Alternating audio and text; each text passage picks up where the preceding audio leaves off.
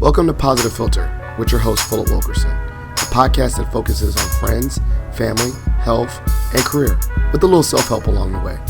Please join me in this journey for self-improvement, and I hope what I have to share will make you a better person, thus making the world a better place. I hope you enjoy the show. I hope you enjoy the show.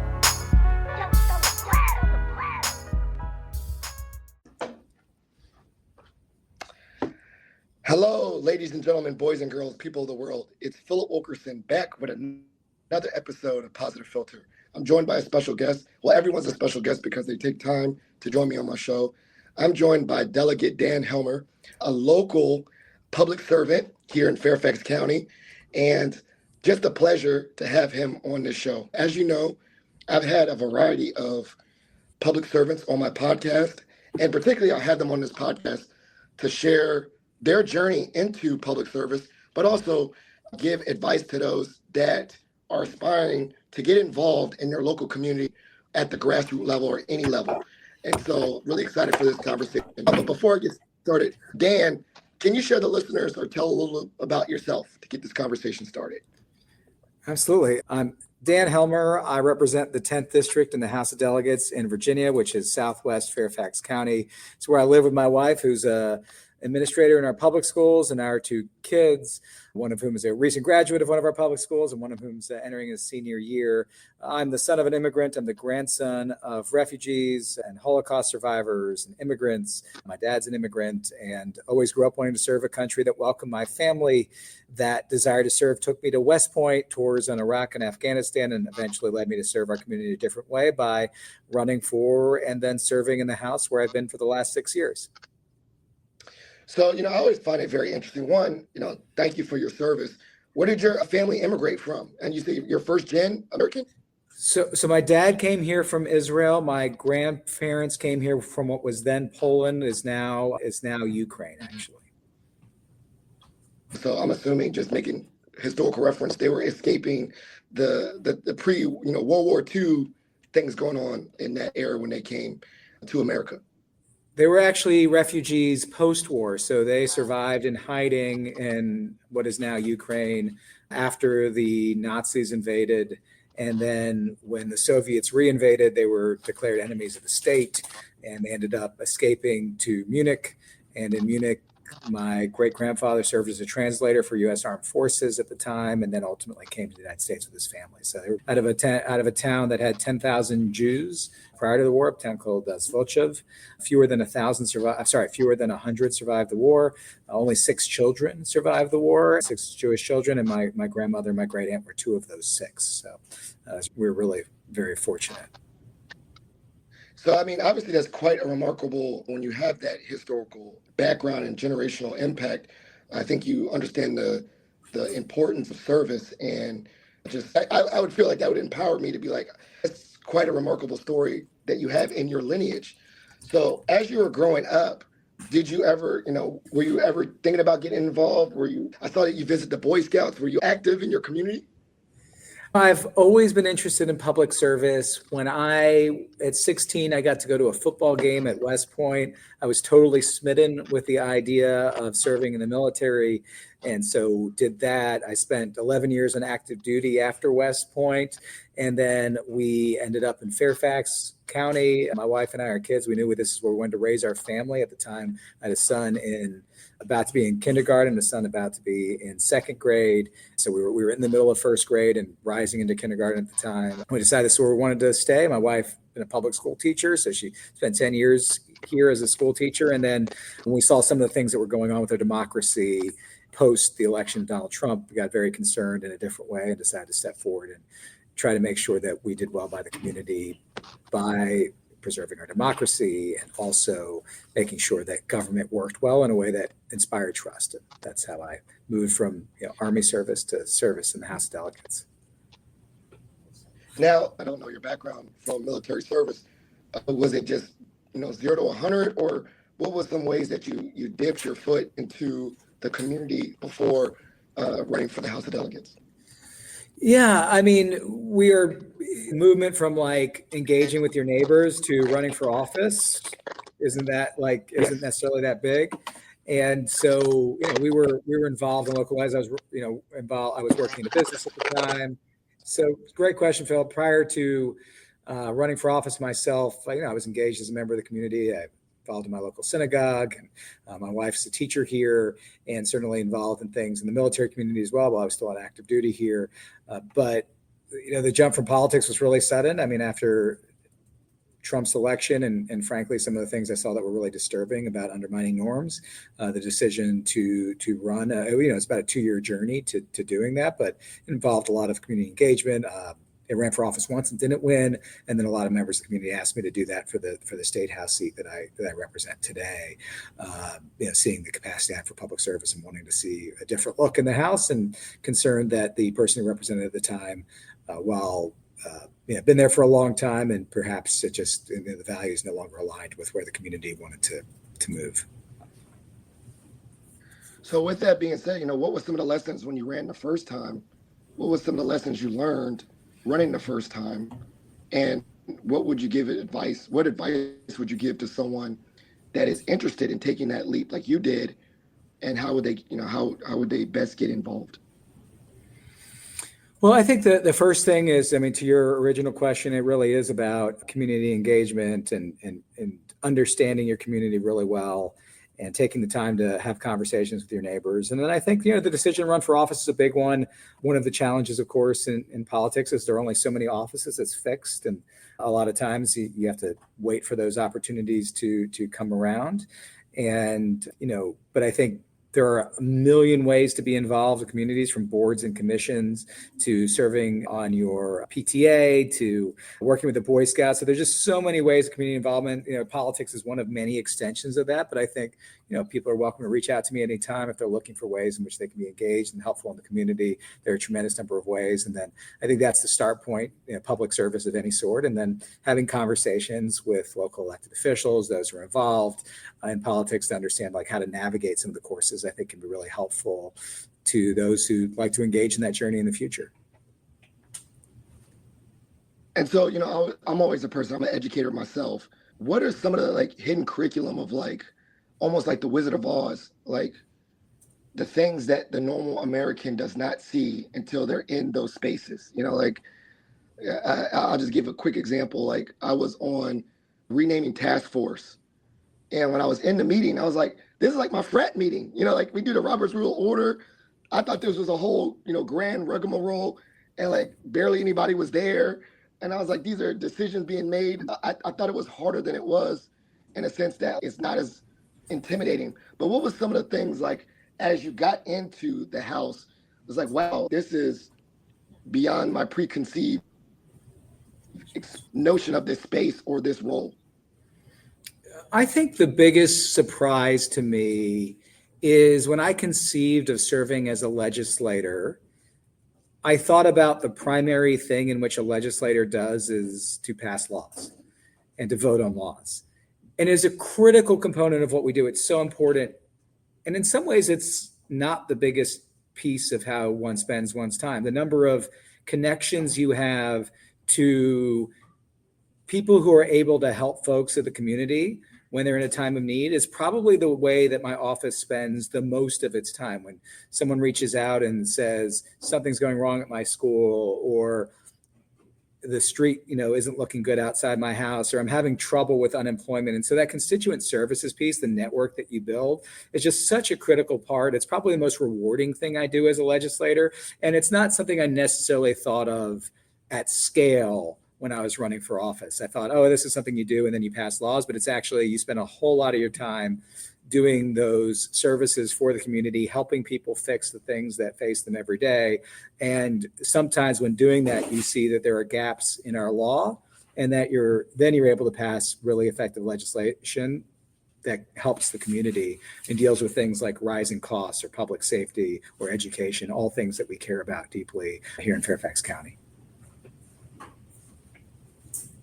Also, another thing I thought about, as there's so much going on in the world, obviously, and so much going on in our community, what ways do you stay informed about what's going on, as there's multiple issues that you could focus on, right? As you said, the constituents bring lots of issues. So how do you just kind of just stay in the know as a local public servant? One of the big things is we send out an email every couple of weeks, more often when I'm in a session, a little bit less often in session, about the work we're doing. People respond to that. We hear from them. They reach out. So my goal is always that people know how to get a hold of me. I've handed out my cell phone to tens of thousands of people. So people just call us. They tell us. We go out and visit, go and knock doors just to say hi to people. So those are all ways in which we do it. And then, of course, I read the local news myself and all of that. So if there's something that just fell under our radar and we weren't aware of, that's another way we pick things up. Now, transferable skills, talking about career, right? Obviously, I think the military, shout out, like I said, I have a great respect for the military. My dad was Army Colonel 30 years, so I've chose a different path, but I have a great respect for the military. What were some of the transferable skills from your military experience that has made you prepared for your role in public service? I think there's a lot. I mean, the military is a great way to hone your ability to work with people who come from different backgrounds. It's a place where you don't necessarily ask somebody's political background or what their political party is, but you find people that you may agree with or disagree with on matters of politics, but find common cause and work together to get things done. I think that's an incredibly important component of public service. I think that you get lots of skills in terms of like, hey, how do you react to new and incoming data? When I served in Iraq, when I served in Afghanistan, the ground truth changes and you have to be aware of that. And while the types of changes are very different in our homes, in our communities, fortunately, the idea that you can take skills about how do you react to information that changes and develop new opportunities and new options around that is something that really transfers to how you legislate.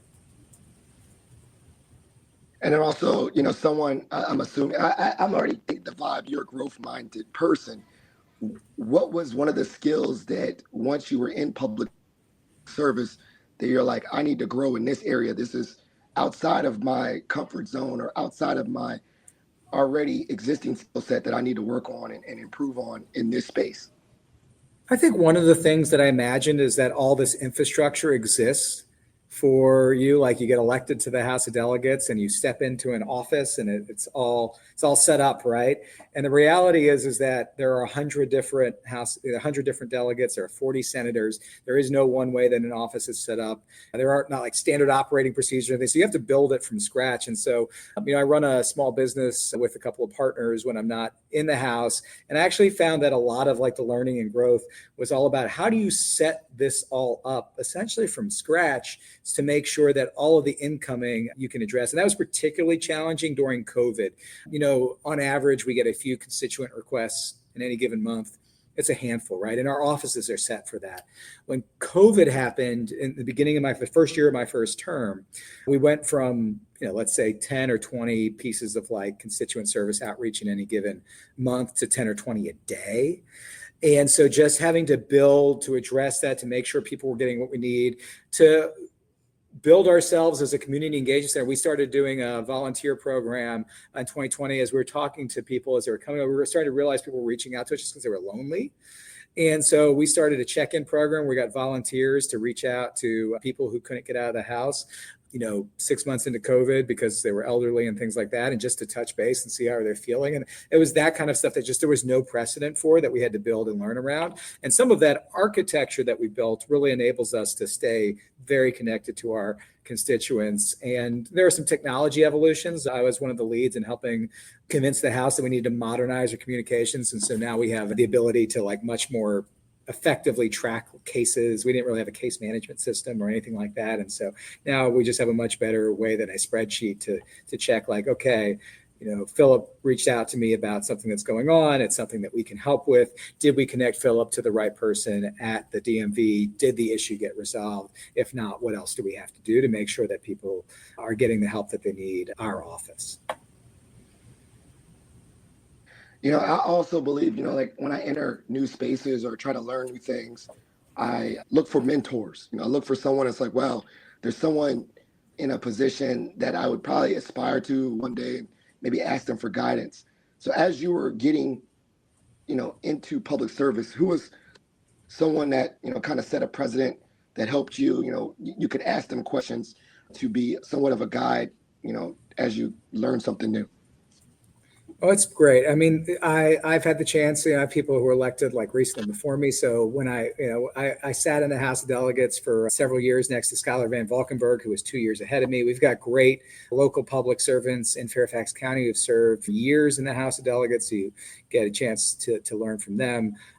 We've got folks like our, Kathy Smith, who's been a supervisor for years in the western part of my district, who I reach out to and talk to. So there are a lot of people who've been doing this for a long time. And it is funny, though, how quickly you get senior in a place like the House of Delegates. When I came in, I was the 79th in seniority. Basically, it's all tied. It was tied from 77 to 100. We're all the same. And I'm now the 39th most senior member of the House of Delegates out of 100. So it just changes very, very quickly. So you go from the person who is seeking that mentorship and working with people who've been there before you to one who's like now able to offer that. And it's one of the things that benefits constituents from having someone who's been there for a few cycles. That's very crazy to think about how quickly it's like, oh, that someone's asking me for advice now. I've just been here like 2 years. What was one of those moments where you're like, it kind of, when you say going up and ranking, and that could be a tangible way, but what was there like a breaking point when you were like starting to feel comfortable yourself in that, and like, doing the work I wanted to do? It clicked for me. My question was, when was there a moment where it clicked and you felt like, I know what I'm doing now, people are looking to me for mentorship, like, or were you always confident as soon as you got elected? There's a lot that goes into prepping you for like your first, session of the House of Delegates. But I think that one of the most meaningful things for me was in my first year in the House of Delegates, right before I got sworn in, a constituent approached me who had been the victim of a sexual assault on a college campus. And in talking with her about her situation, what she really wanted was to do things legislatively that could prevent others from going through what she did. And we reached out to a bunch of advocacy groups to understand what the opportunities were to combat sexual assault on college campuses, identified that making sure that those who were under the influence of alcohol or broke a curfew or committed minor offenses felt safe in coming forward if they've been the victims of assault is really critical to encouraging victims to report, is a really good way to identify predators who go after mostly women on college campuses. And so basically passing one of these bills that promotes amnesty for minor offenses when reporting an incident of sexual assault is just really important. And so we decided to do this. We pulled this bill together, went through the legislative process, we're having lots of conversations with legislators, and we got it to a really good place and got it passed on the floor of the House of Delegates, and ultimately signed by the governor. But when we passed it, she was in the gallery to see this. Is a very empowering moment for this woman who was a victim of a sexual assault. And I think that was like this moment that's like really powerful to me still, of like, we're making a change for hundreds of thousands of people in Virginia that's going to positively impact their lives. But there was a person who themselves had suffered because of the lack of this type of policy. And she got to be there and feel empowered by her involvement in the legislative process. That to me was like, okay, I get what this is about. It feels very, very good. And we were able to do the thing in my first year to successfully enact a piece of legislation that wouldn't have happened but for my having been her legislator at that particular moment in time. And when she came forward with her story, instead of saying, oh, thank you for telling me, to say, okay, how can we do something together about this, and going on a journey to make that happen. Yes, thank you. That's a very powerful story, and sorry for her, the trauma she must have gone through, but also how she was resilient to channel that into social change is probably very empowering. I remember you shared a story. You came and talked to my son's Boy Scout troop, and you did also share like the frustration of wanting to do something but not giving up. I think you said you're like a dog with was it the bone? I don't know. Dog with a bone. Yeah, dog with a bone. The work I've done on infertility coverage for folks in Virginia who want to have a baby and are unable to do so for medical reasons. And I am now in the 6th year of introducing legislation to make that possible. But I think we are very close to getting there. Among other things, I asked to be included in the Health Insurance Reform Commission, which I now am. We are now in the midst of updating the coverage requirements in Virginia. We have a recommendation in the bill that I finally passed that says we're going to go forward with this, and subject to a few administrative steps, it seems like we're really on the path to changing this coverage in a very positive way. But it's taken 6 years of work. Another example of this, as I mentioned, that bill I passed earlier in the Senate. When I passed the bill, they carved out VMI from the bill on the sexual assault prevention bill. I thought that was crazy at the time, but it was the only way to get the bill passed. And I spent 3 years fighting to remove the exemption for VMI and finally successfully did that. So sometimes you just got to keep going at it. Sometimes you need to build coalitions. There's bills I've worked on for 2 years, 3 years, 6 years. There's bills that we plan on bringing next year that they'll be the 7th year in some way of shaping on them. So sometimes change doesn't move as fast as you'd like it to. Sometimes it just takes a while to get the policy right? It's not always bad when a bill doesn't pass. Sometimes it just takes a little bit of work to make sure that we're not, sometimes we know what the result we want is, but sometimes the law isn't necessarily the right way to get there, or the policy is just very complicated. And so tenacity is a really important part of legislating. Yeah, I was about to, and that was my part too, is what, like, thinking about it. Would it be advice if, you want to make a change, that you stay firm, or like, was there ever a point where, like, all right, it's never going to get past this one, I got to drop, or I'm just going to keep on redoing it until it gets done? I don't know. Is that an advice that or not advice, but mindsets that most public servants have, right? Like, you come into it with, like, for me, I would have like one real core value, like education. And that's like my thing, my hill. And I had to just be okay with other ones not getting passed the way I want. But like the ones that relate to education, I'm just never going to stop with that one, right? Is that some advice that some people would have, like have some core policies that no matter what, you're going to keep on trying? Or how would how do you build that tenacity, but also understand, like, kind of like realistic expectations, or set goals for yourself, not for yourself, but like set goals for things that you really want to tangibly make an impact? Yeah, I think it's really important to establish where you're going to become an expert on a policy standpoint. And so I work a lot in public safety. I work a lot in education. I work a lot in voting rights.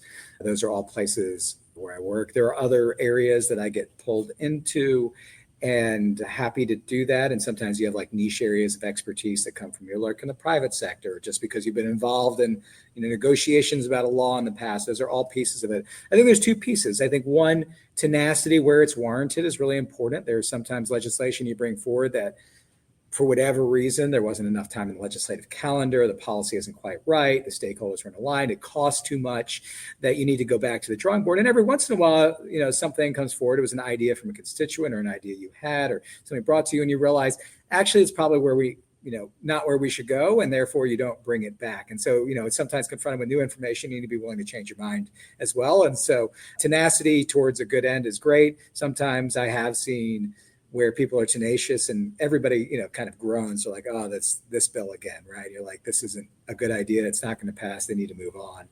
It's not going to do the thing they think it does. And so you got to be willing to respond to like new information, right? On the one hand. On the other hand, just because it's hard doesn't mean it's not worth doing. How, as someone that's at the state level, how often do you intersect with the federal level? And when you do go, if you do have that intersection of opportunities that you go to the federal level, is it almost like, and this is being naive, is it feel like JV to varsity, like this is the new league, the big league is, the federal stuff, or it's all, perspective and relevant? I mean, one of the things that's really exciting about serving at the state level is, while our federal government is dysfunctional right now, and particularly our Congress and the White House are not delivering on behalf of the American people, I get to be part of a fast-moving state government and Democratic majority in the House in Virginia that is able to deliver every day for Virginians. And so while we see absolute stasis on addressing costs and addressing issues with democracy, when we see absolute stasis in terms of education and they're defunding the Department of Education, I get to be part of a government that's delivering solutions. So actually, a lot of the times it feels like the JV's in Washington and we're in the varsity level trying to deal with the problems that Washington is creating because we don't have Washington focused on the right things right now. Too many showboats, not enough workhorses, and it's great to be where the rubber meets the road in terms of how do you actually turn around, look at your community, and say, I did something today that made a difference. And to that point, right? Talking about pacing and is it really like that, like at the state level and maybe even the county level, you really get to get your hands dirty and do more, in your opinion, from just, and I'll say this, maybe this is an anecdotal thing from what you see at the state level and county level, from your experience, you get to do a lot more, feel more involved. Yeah, we pass our budget in time at the state level. Congress hasn't done that, and basically in living memory, we passed more laws last year than Congress will pass this decade. And so it's just much more fast paced, and we do it in a 2 or 3 month session. We have one of the most efficient legislative sessions in the country. And so, Virginians should feel good that they're getting the work that they deserve out of the legislature in a time, in a fast time and pace. And then we come back to our community and we work. I mean, we are paid a somewhat nominal amount as legislators. It is a part-time job, and we're teachers, we're business owners, we're all sorts of, we're members of the community who do this out of a sense of public service.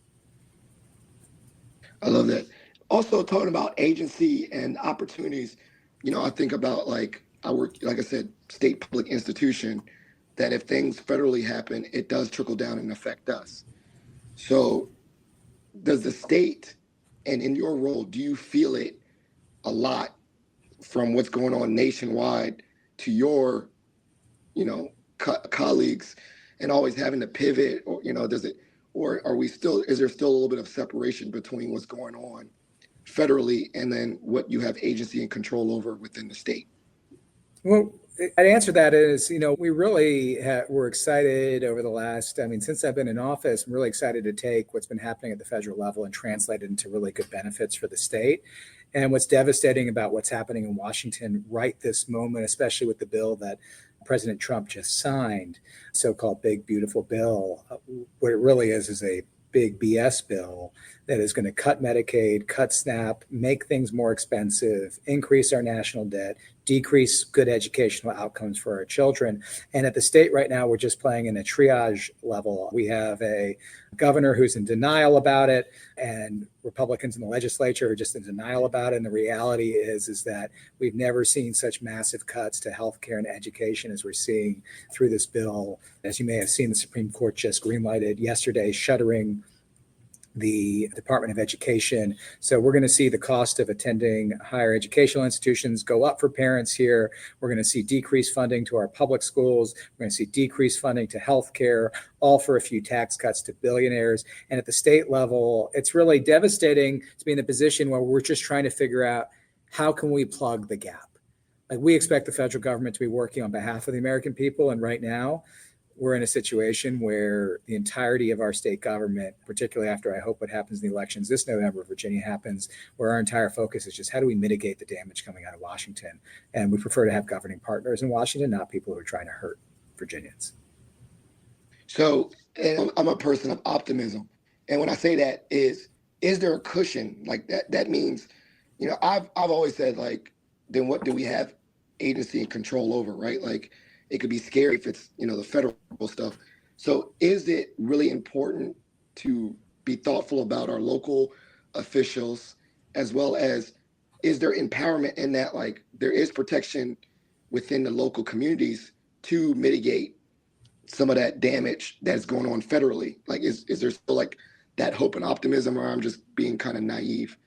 It's never been more important that we have thoughtful people in the General Assembly, in local government, who are going to do everything they can, respectful of taxpayer dollars, the hard work that each of us does for our money to make sure that we mitigate the impacts of what the federal government is chosen to do right now. And so it's just never been more important than ever. And I am hopeful that the sound fiscal management of Virginia over the last 4 years under the Democratic General Assembly, or the last 2 years in the Democratic General Assembly, which has ignored irresponsible requests to raid the rainy day fund, the realities of the budget that we passed in the Democratic controlled legislature is going to do a huge way to making sure we can mitigate some of those harms and actually find ways to do new good. It is going to be a lot of work, and it's never been more important than ever that people are involved. You go out, you vote this November. Who is the governor of Virginia, who controls the General Assembly will have a huge role in determining whether we have a sunny outlook in Virginia or whether the outlook looks much like it does in the states that are, don't have an answer to the gutting of public health and education funding. Yeah, thank you. So, I'm always the proponent, get out there and vote. A voteless people is a hopeless people is one of our alpha things.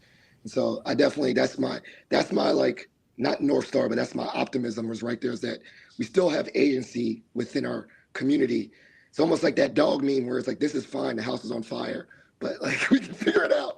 All right, so my last question is just last parting advice. I got, one more segment, but what is parting advice just for the average American about what's going on?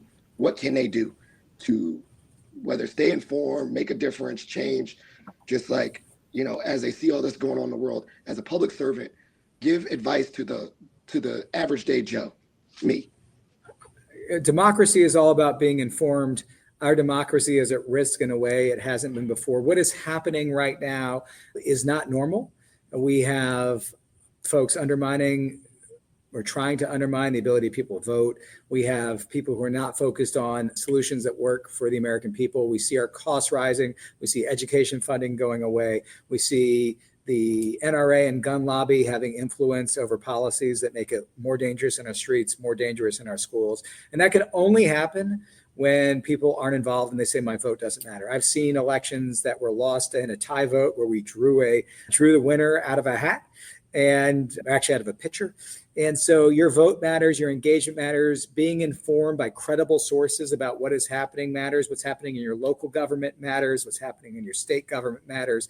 There is not enough news reporting on that. So you have to go out yourself, you subscribe to your legislator's newsletter, subscribe to your local news source, make sure you're going beyond the social media algorithms that are feeding us misinformation, trying to change our outlooks in ways that are really negative for democracy. I think that's on us. We have to take ownership of that collectively. And so I think it's on all of us to go find the facts, work with local government, work with state government, hold people accountable when they don't do the things they say they're going to do, and make sure that our government and our democracy is fighting for us. I love it. All right.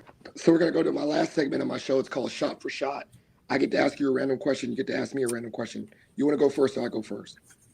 Go ahead. You go first. I'll follow you. Okay. I'm just going to say, are you more of a college football fan, NFL fan? Totally an NFL fan. I am a diehard Eagles fan, so this has been a good year for me. So there you go. I actually was able to go up to the championship game. It was a good year. How'd you do on your March Madness picks? Okay, so my bracket is done. It was trash. I'm a UNC fan, and that goes without saying. And then my Commanders, born and raised DC or military brat, but ended up here. You know how that went with the Commanders versus the Eagles. And that was I know how it went. It went perfectly well. Well, I know that we don't agree on that, but we can still be civil. That's right. So I ran for office myself. I never met someone who I agreed with on every issue. There it is. All right. So this is the part of the show called Shout Outs and Plugs. You get to show love to anyone you want to show love to, and then plugs. These are things that I'll make sure to put in the show notes, links, resources, ways to follow up with you to get connected. So shout out, show love to anyone, and then things that I should put in the show notes for follow up for people's awareness. The stage is yours. I'm going to shout out my wife, Karen. She's one of the hardest working public officials out there, and being the spouse of a politician is no joke. And she's supportive every single day. It was part of the reason we got into this. in the first place and is an amazing public servant in her own right. And the fact that we get to do public service for our community together in different ways is amazing. And so I'm just grateful to have an amazing woman who I've been married to for 20 years in my life who's willing to go on this journey together. So that's my shout out. And my plug is, I think I've made my plug. It's, please get out, be involved, reach out. If you're my constituent or even not, you can reach me anytime at D. Helmer at house.virginia.gov. We want to hear from you. And if you heard something today that is of interest, or you have more information, or you have an idea for a good piece of legislation, so many good ideas for legislation come from people reaching out and saying, hey, did you know this is a problem in Virginia? We're really grateful to have your help. So my plug is for your involvement in public service too. Well, thank you so much. To listeners, please take Delegate Dan Helmer's advice and get involved. I'll make sure to put the links and resources in the show notes. Also, I think I need to update myself. I've been subscribing to a bunch of newsletters. I need to make sure I subscribe to yours as I get my channel from different sources. As you know, every episode is dedicated to the memory of my father-in-law, Jeff Kirsch. So please consider donating to the Jeff Kirsch Anti-Hunger Fund. And if you're a part of the Mason Nation, please consider submitting a patch for Patriots to send a nice, kind note, because kindness is really important here at George Mason. Thank you so much for listening. Thank you for engaging, and take care.